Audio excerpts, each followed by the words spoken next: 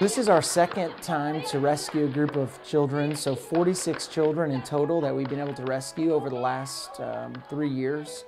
And rescue trips are always unique, they're always special, there's sort of a palpable buzz. It's the culmination of just really this hard work, and a lot of the hard work comes in very small baby steps. This is just hours after we've arrived at the rehabilitation center with the children. And they've been on this long journey, 8-hour bus ride. Here they get to see their beds for the first time. First beds many of them have ever slept in. They get to put on a school uniform to begin going to school. First time many of them will ever go to school. X. To really appreciate the joy and the scene of the children at the shelter, those smiles, the laughter, to really appreciate why that's so meaningful to us, you have to understand a little better where these children were just a few days before.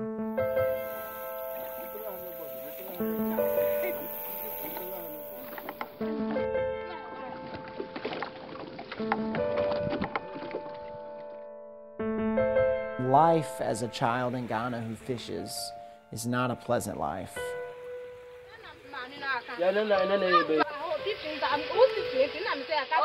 It's very difficult work. They're up before the sun rises. They're cold, they're out in this cold water. And the jobs of the children vary depending on their age, but they're either scooping water out of a leaky boat, or they're paddling a boat all day. Children have told us very candidly that they all know or have heard of children that dive down into the waters to untangle nets and don't ever come back up again. If you're a child working on Lake Volta, you wouldn't dare even fathom that one day you could be a doctor, or that one day you could become a lawyer or a teacher. You wouldn't even dare to dream that dream because it's so ludicrous.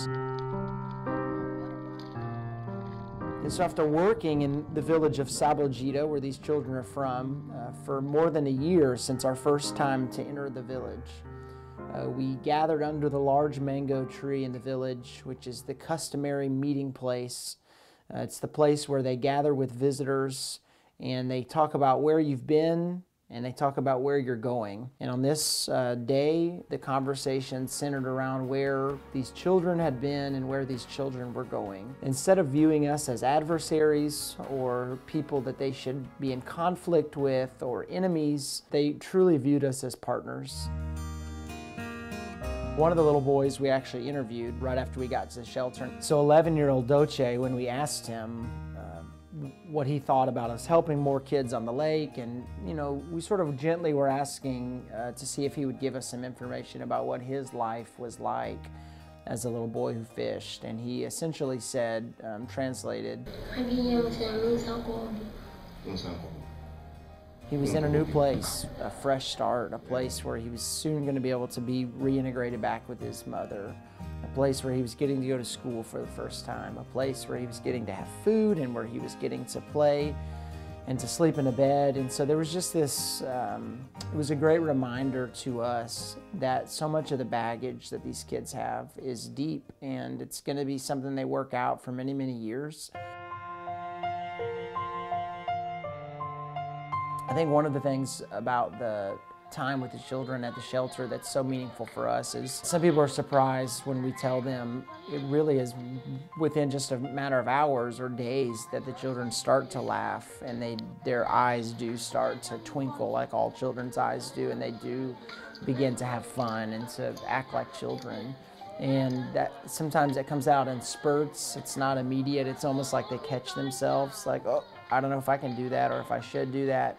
But as the days go on, they find themselves more and more acting like children and less acting like people who've been sold into slavery.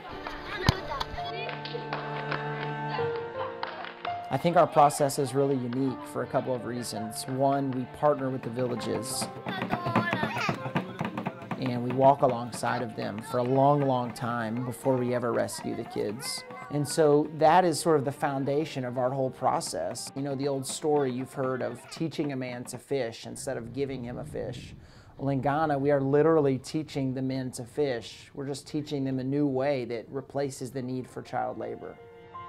And second, we're committed on the back end to the families that the children return to. It would make no sense to us to just drop these children off back at their families and to walk away. But our task is not just to empower a village to not have to use trafficked children. Our purpose is not just to rescue these children and rehabilitate them, but it also includes this willingness to walk alongside these families for many years. Because if we're going to end child trafficking in Ghana, which is our goal, in the hope that what we're doing is not just a Band-Aid, it's not a short-term fix, it's not something that works today so that we can show our supporters in America, look, we did this. It's truly this sustainable, long-term empowerment that is costly.